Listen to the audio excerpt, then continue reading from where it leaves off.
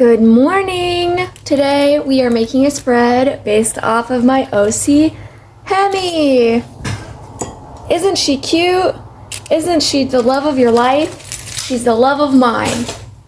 Also, editing is a little bit better. I downloaded CapCut on my tablet, so that's where we're at right now. I can't exactly pull out from the screen, but it's okay. Okay, well, that's alright.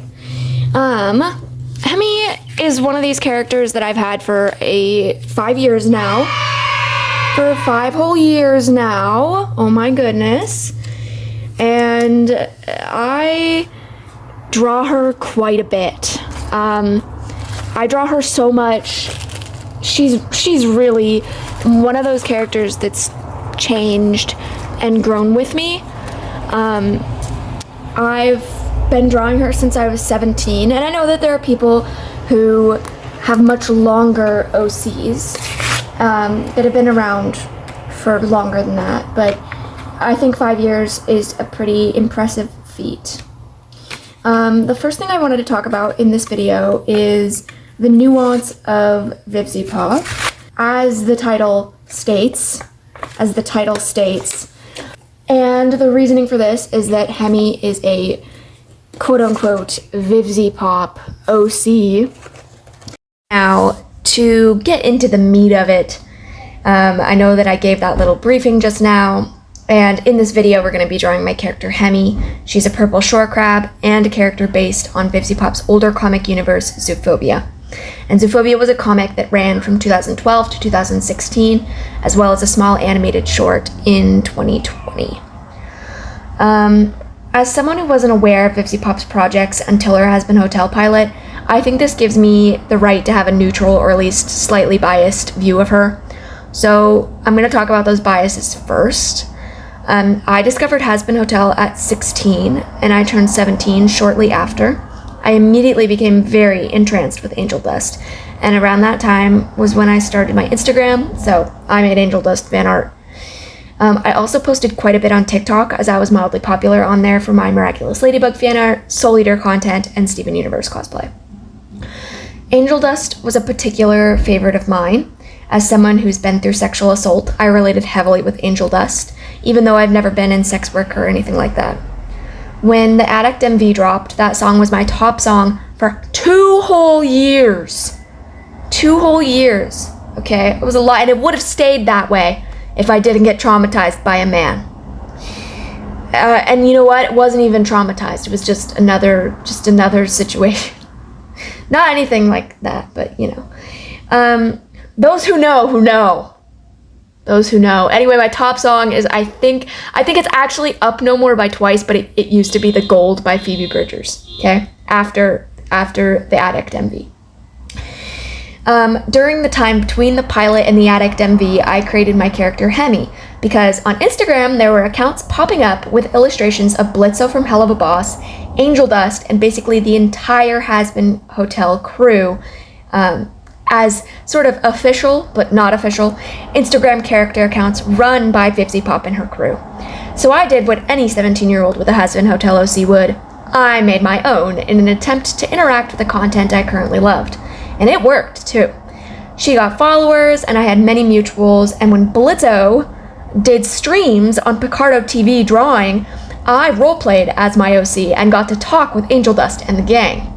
And funny story that I no longer have proof of, but I used to have screenshots, okay, of when I went on the Picardo TV and I said, Angel Dust, I love you, but I just can't get behind the sex work.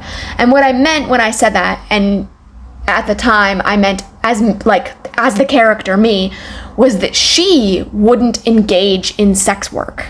Did I word it correctly? No, I didn't. But I was 17, so that doesn't really matter. And Angel Dust responded to me and said, how can you love me if you don't like what I do? And then I just kind of went quiet because I didn't know how to respond to that. Because it wasn't the sex work that I didn't like. It was that I felt uncomfortable with engaging in that. But I used to have screenshots of it until Instagram took down Hemi's account because I wasn't posting and they thought I was a bot. Sob. Had to wait a whole year to get her name back. That was horrible. I also lost like a lot of my other accounts because they were all connected to each other. It was bad. Okay, it was bad. It affected me.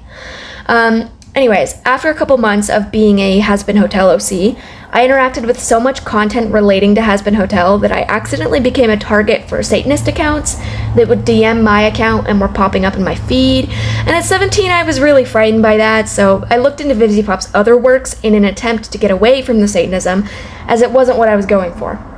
Also at the time, Hemi's account was an escape for me, but my parents are heavily Catholic and conservative, and regularly would take my phone away as punishment for not doing well in school, so I was afraid of them finding my account and what punishments could stem from that. I learned about zoophobia and was deeply inspired by her comic to post my own.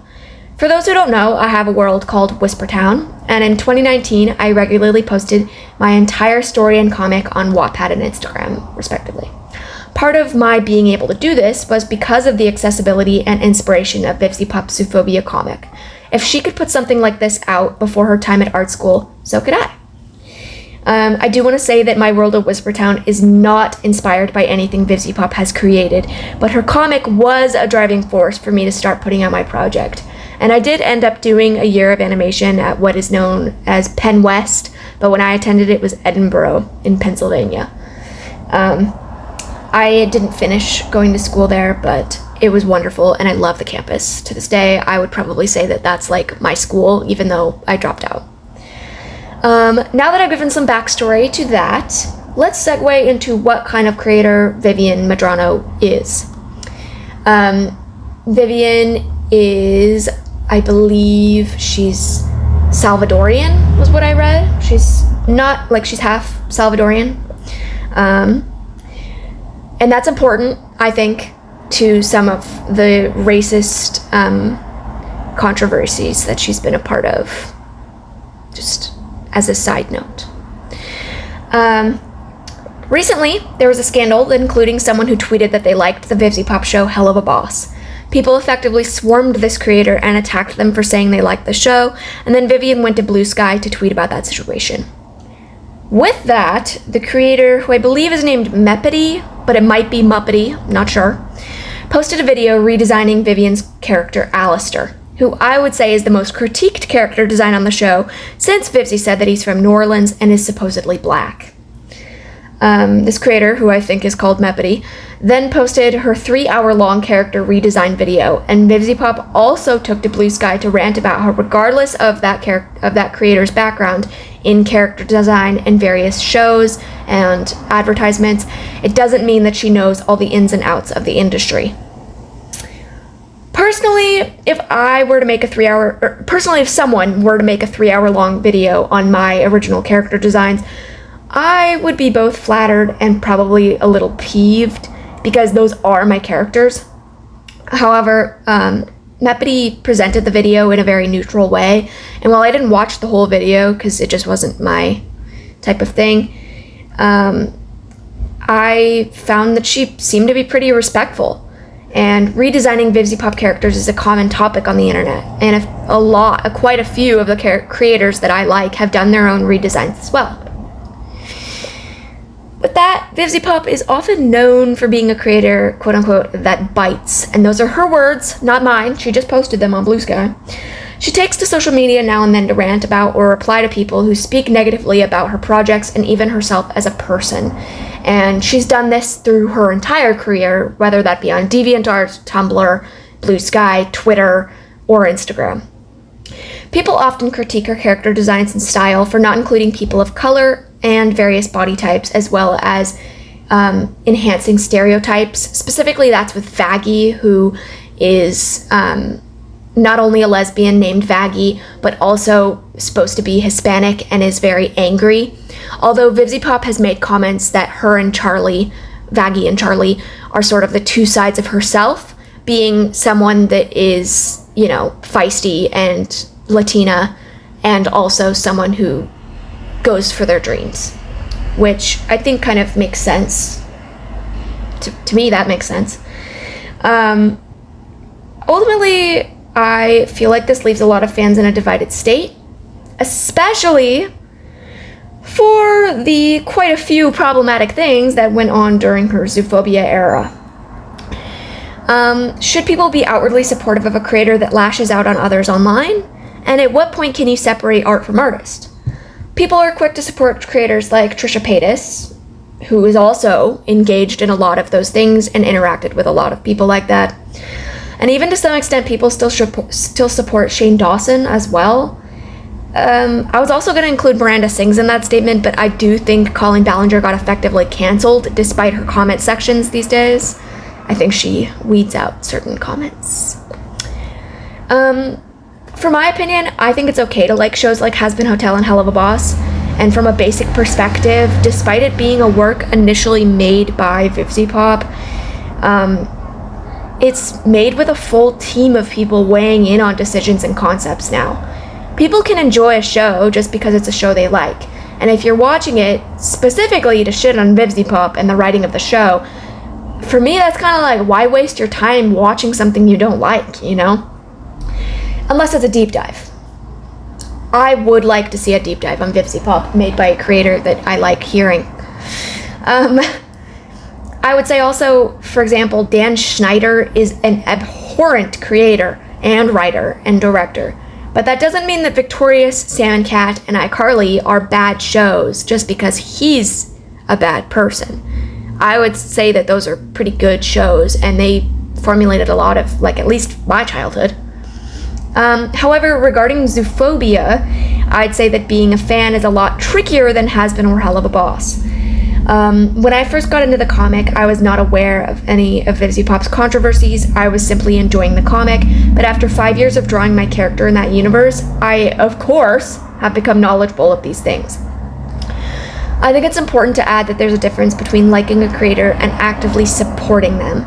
I do follow Vivziepop on social media, and I do so for updates to these shows that I enjoy.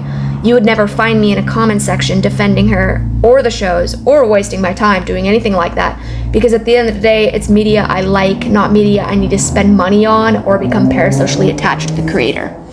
I can make fan art. I don't have to buy a t-shirt. The same could be said for Sia Furler, except that her music sucks now, and as a fan of her for almost 10 years, some of her things she's done. I should do a deep dive on Sia. That being said, the allegations made against Vivziepop in regards to her zoophobia characters cannot be ignored in my case, especially with an OC, multiple OCs in that universe.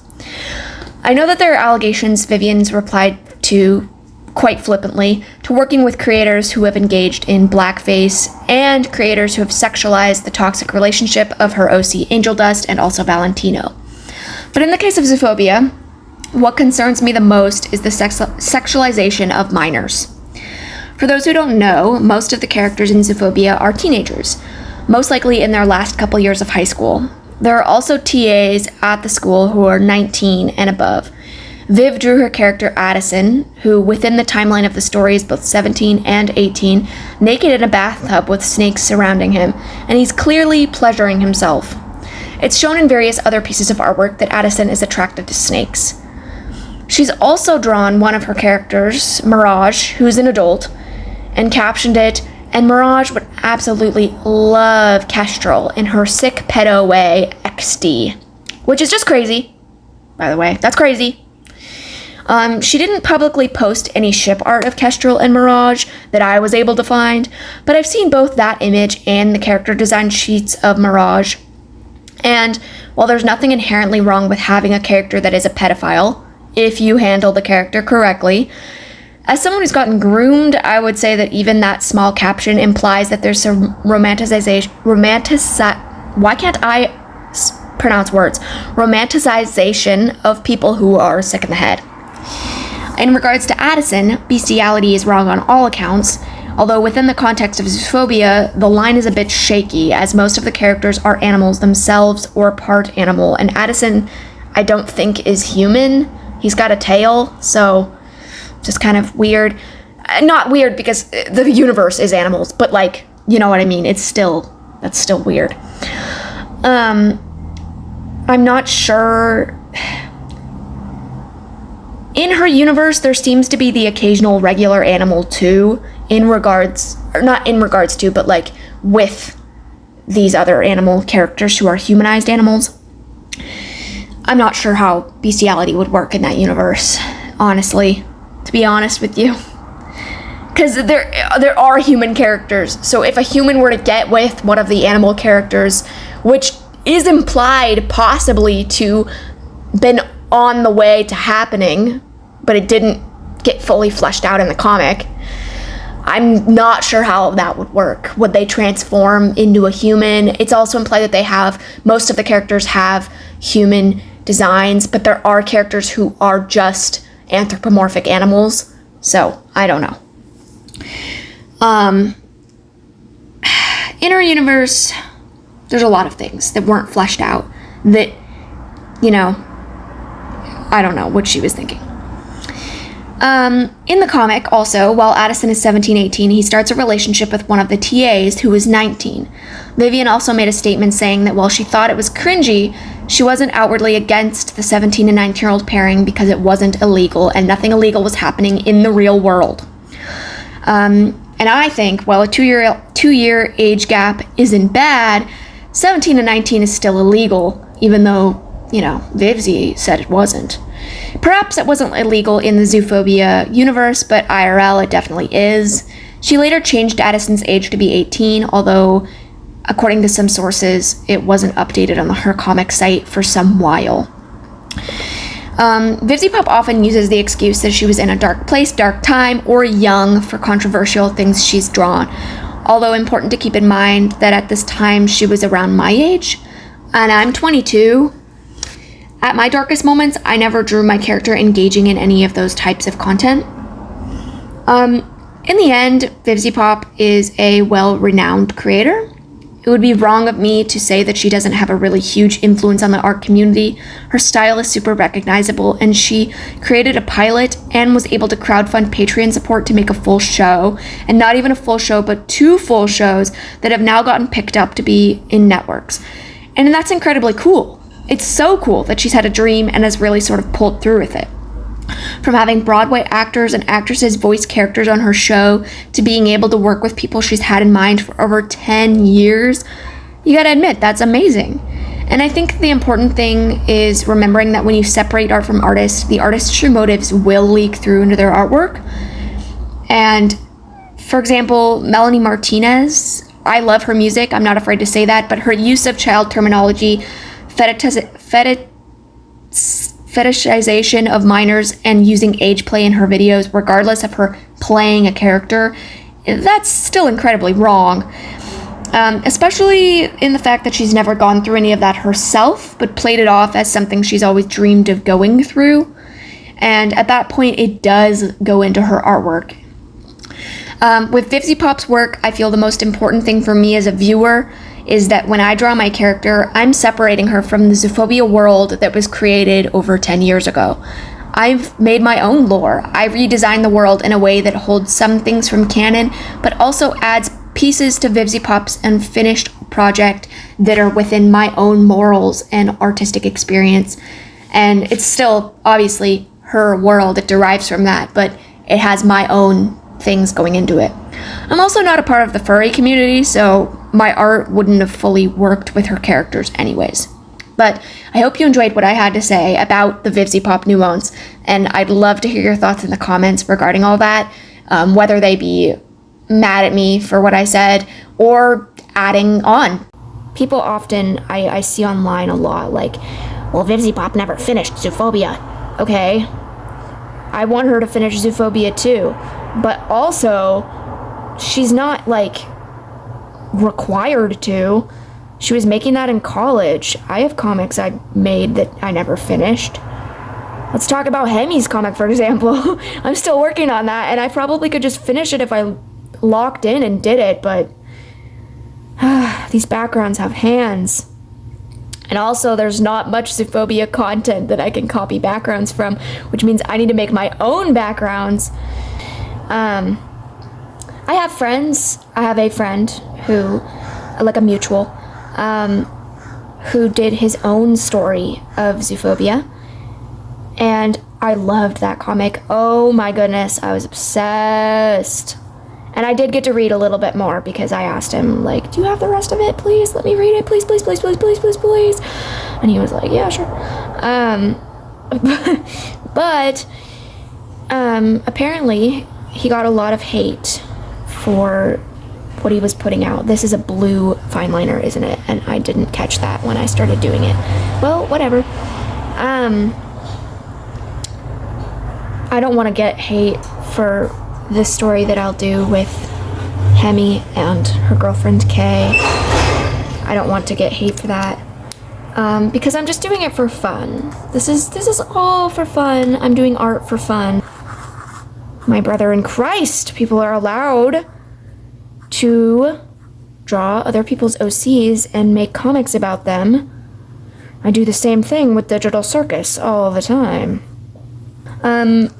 Something about Hemi's character design that's very similar to Angel Dust's that I kept, besides her choker, which, by the way, is just a choker. She can take it off.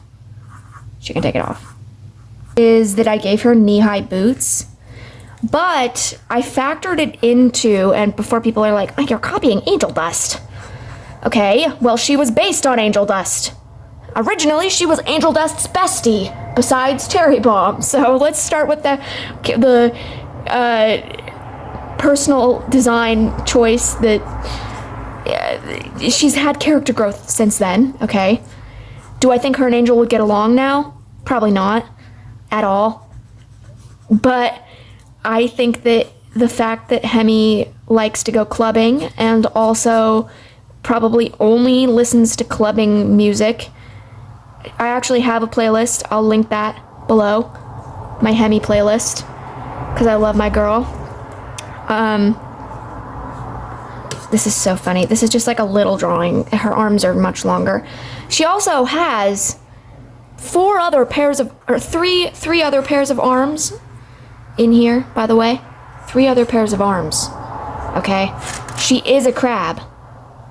She is a crab. I couldn't take away from the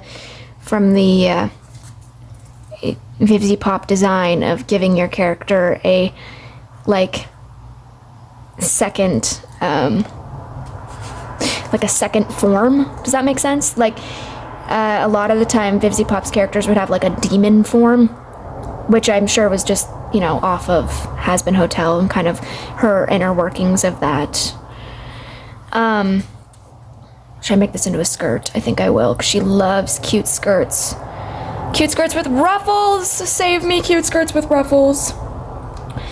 Anyway, I gave her knee-high boots, and I kind of changed it, like, changed the lore behind that to be, besides just a design choice, that her joints get kind of, like, cold really easily. So, kind of provided with, like, airflow and stuff like that. She's such a cutie pie. I don't know what's going on with her hand here. I feel like I should have done something better, but yeah, okay, I guess I messed that up. I guess maybe I'm trying to justify having Hemi as a character as a 22-year-old. But I probably shouldn't have to justify having my own character that I've had for 5 years. Maybe I shouldn't have to justify. Maybe I shouldn't have to justify that I've had her, that she's a Vivziepop character, you know? I don't know. What do you guys think in the comments? Should I change her? The thing is at this point, Hemi is basically my character.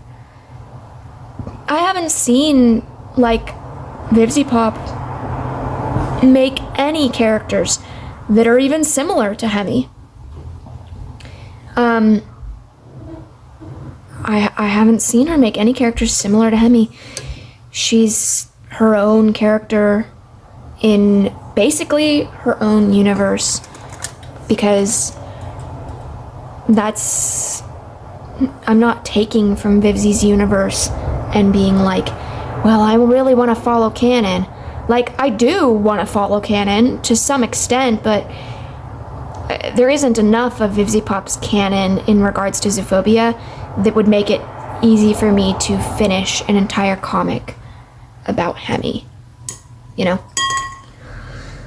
I wouldn't be able to finish an entire comic about Hemi with just what Vivziepop's created about Zoophobia. Does the little Bad Luck Jack short help a little bit? Hell yeah, it does. It does help a lot.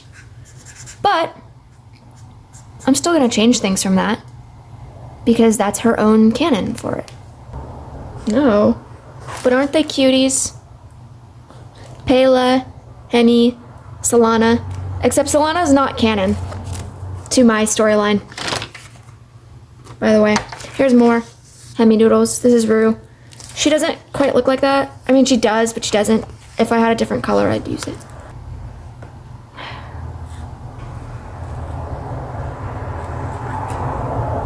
Her signature is so bad. Anyways, keep a lookout for more Hemi stuff in the future, in the near future. And I'll include a little clip, some little animations of her at the end of this video. So stay tuned for some Hemi stuff. I know this wasn't really a full spread video, and it included a lot of talking and just kind of talking and drawing, but that's all I can really bring to the table right now, because I've been drawing Amazing Digital Circus. You're welcome to go and check out her Instagram, because it still is up and running. Not very often, but she will have a birthday post. So I hope that you guys enjoyed. I love you. And Hemi loves you too. Bye.